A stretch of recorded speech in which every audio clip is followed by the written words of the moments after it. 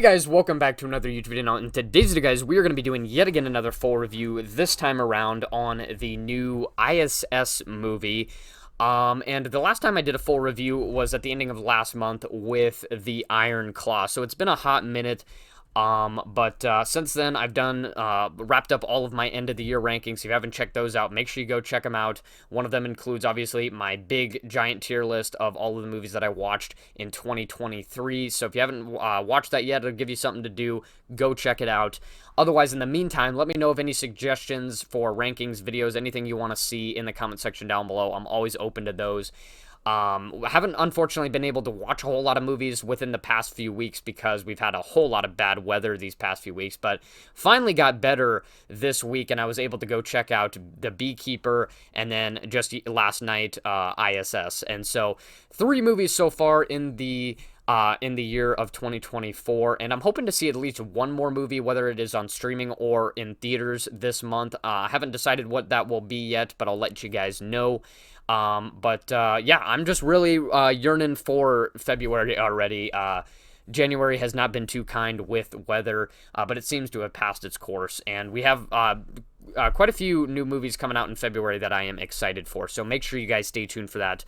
And so yeah, that's pretty much what's going on. Let's get on to this review. So I.S.S. Now, usually I scroll through the AMC app to check for any movies that are potentially going to be playing at my local theater, and I.S.S.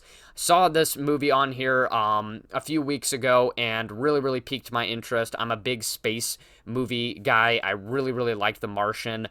And then, of course, you had Moonfall, which came out 2 years ago now, which is just crazy to me. But that was obviously a very ridiculous movie. If you ever heard my thoughts on that, interesting one there. But yeah, I like space movies, and I thought that the overall concept, pretty straightforward, but definitely hooked me on there. Where essentially you have this group of astronauts, 6 astronauts, 3 American astronauts and 3 Russian astronauts. They're aboard the International Space Station and meet up with each other once they come aboard, introduce each other, whatnot. And a little bit after they get aboard the ship, both of the groups are separately informed in very similar messages that tell them that there is an ongoing war down on Earth.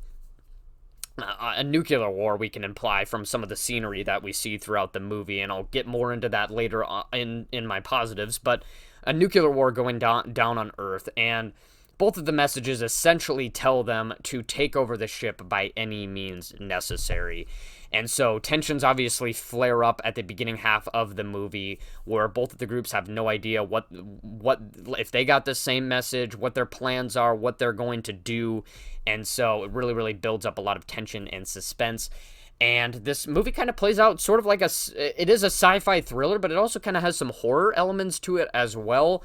And so I would say, as far as what I came to this movie for, the stuff that I really love about space movies, showing the eeriness and the beauty of space overall, and the suspense side of things, I think that movie checkmarked both of those boxes overall. So I think on the positive side of things, there are some definitely suspenseful, intense scenes.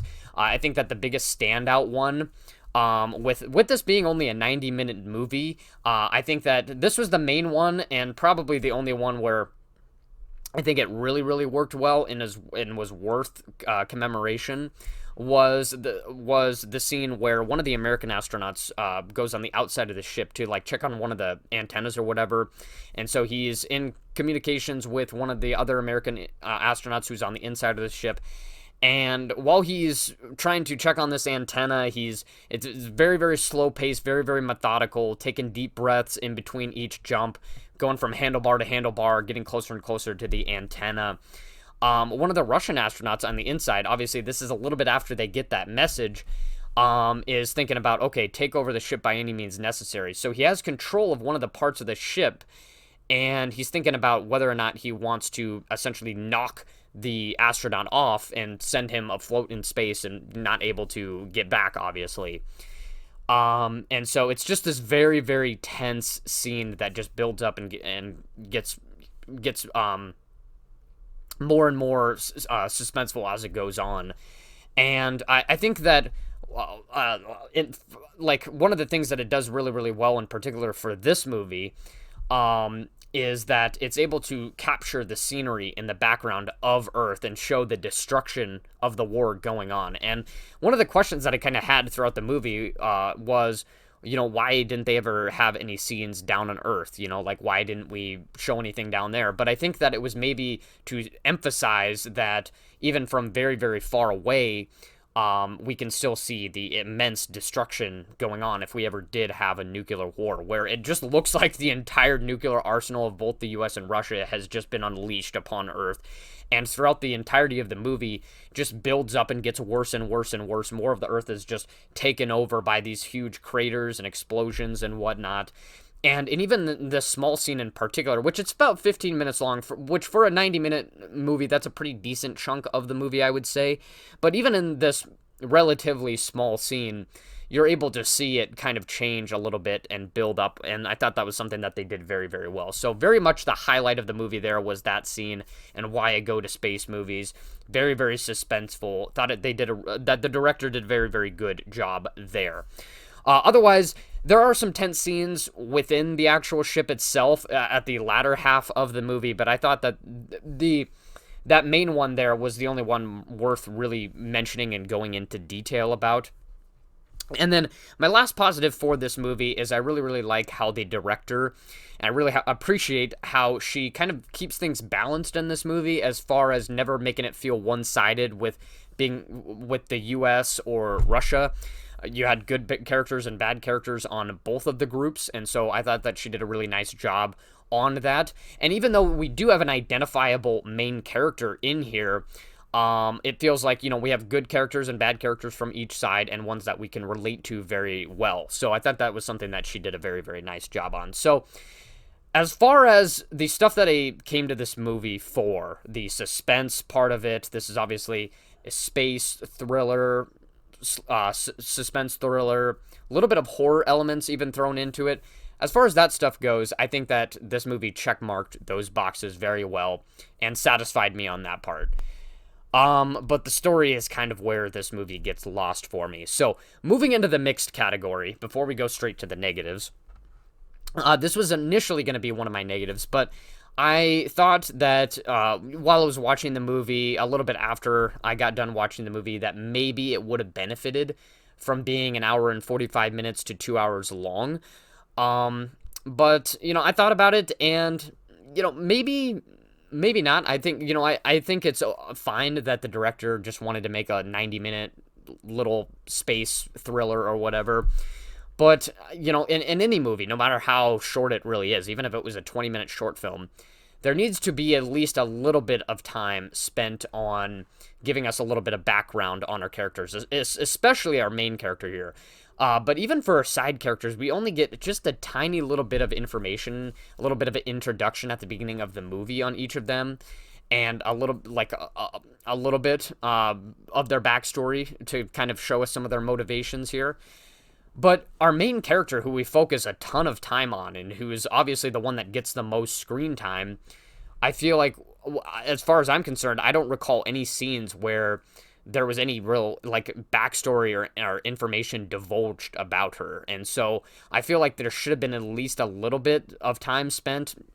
We don't need a whole lot. We don't need a full life story, but at least, like, a little, a few things here and there that would have gave us a little bit of background on her and her kind of motivation. That would have really, really helped with her being the protagonist. But even though she has a lot of screen time, it doesn't feel like she's the protagonist, because we don't really have much motivation behind her or whatnot. Which, interestingly enough, there are quite a few prominent actors in here, in which I'm not really too familiar with a few of with many of them. Our main character here, she's actually played by the same actress who was the Disney princess in the new Wish film. And then, of course, we have the astronaut who was in that main scene that I was talking about, that went out to go check on the antenna. I guess he's kind of more of a prominent actor. He's got, like, a lot of people were talking about his mustache in the reviews for some reason, which I thought was interesting. But yeah, I just feel like there should have been a little bit more time spent giving us a little bit of background on at least our main character. I feel like we just get a very, very tiny bit on our side characters, but like almost nothing that I can recall on our main character. So that was one of the mixed things. But I was going to talk about, like, I was thinking like maybe if we had a little bit more runtime, that there would have been a little extra time to flesh out our characters. But I think that 90 minutes is plenty of time to do that in this movie, and there could have been spots where they could have fit that in here. So that was the only mixed thing that I had. So moving on to the negatives.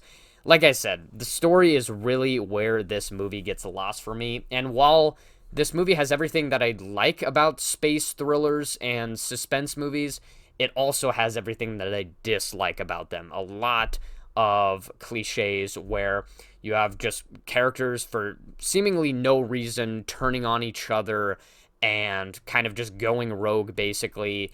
And it's fine if you want to do that, but like, especially when you're aboard a spaceship, right? You would think that other people would be probably your most valuable asset if you were trying to get back down to Earth, back to safety. And for some reason, our characters, a few of them at least, want to just immediately go on attack mode and kill the other side. And that just didn't really make sense to me in this movie.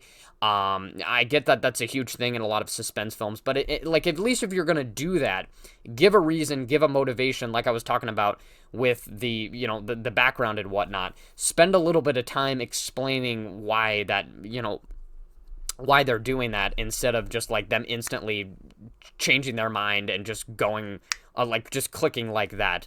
And so it didn't really make sense for me there. And the overall story just really confused me, didn't make a whole lot of sense to me. And while, like I said, the concept at hand, I think, is good, it's a good concept, works well for me, there's no through line. Kind of like what I talked about with Napoleon, and even a little bit with, like, Dream Scenario, for example. Good concept at hand, but when you don't have any backbone to it, by the ending of the movie, you're just going to kind of be a little dissatisfied, a little underwhelmed. Like, this doesn't feel like a satisfying conclusion overall. And that's really how I felt with the ending. I wasn't really sure where she was trying to go with it, wasn't sure what it was implying at all or anything like that. And I think that it could have just been done so much better had there been more time fleshing out her characters, giving a little bit of motivation between each of them. And I feel like one of our side characters, who is one of the final survivors, I guess you want to say, in this movie, I feel like is characterized like more than our supposed main character. So I don't know. Story is where it really got lost for me. A lot of the cliches that you see out of kind of mediocre suspense movies. And so while I think that this movie checkmarks all the boxes that I wanted it to, had also a lot of things that I don't like about these particular types of movies. So overall, I.S.S., I thought it was an enjoyable movie. I think that, now looking back at it, I think that I'm happy that it wasn't an hour 45 minutes to 2 hours. And I just really appreciated how the director was just trying to make a little 90-minute suspense thriller. And I think that just that, I think that she did well enough for that.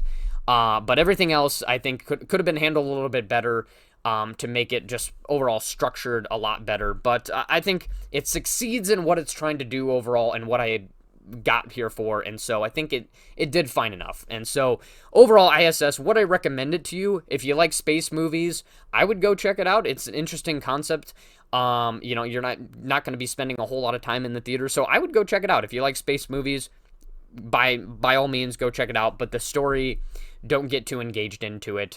It's not really well put together at all. So out of 10, what would I give I.S.S.? Now, on Rotten Tomatoes, I believe I gave it a 3 out of 5 stars, and also on Letterboxd, which I've started doing for 2024, where you can see other people's reviews and talk with other people who are big movie fans and whatnot. So you can actually check out my account on there, same name as my YouTube channel, _horror on there, so you can check out my reviews on there. But on Letterboxd and Rotten Tomatoes, I gave this movie a 3 out of 5 stars. And out of 10, I'd give it like a 6.5 out of 10. I think that's a fair rating there. I enjoyed it enough. Nice little 90-minute space thriller. The story, though, not very well put together, like I said, and I think it could have been handled a lot better. But overall, succeeded in what it was trying to do. I would go check it out if you're a big fan of space movies. But that's pretty much it. Let me know what you guys think in the comment section down below if you did watch it, and let me know of any video ideas, rankings, anything that you guys want to see. I'll be, in the meantime, looking for a movie to watch for the month. Otherwise, look forward to February. We got a few other new movies to review there. So, yeah, make sure you guys stay tuned. And that's pretty much it. Like and subscribe, guys. And I will see you next time.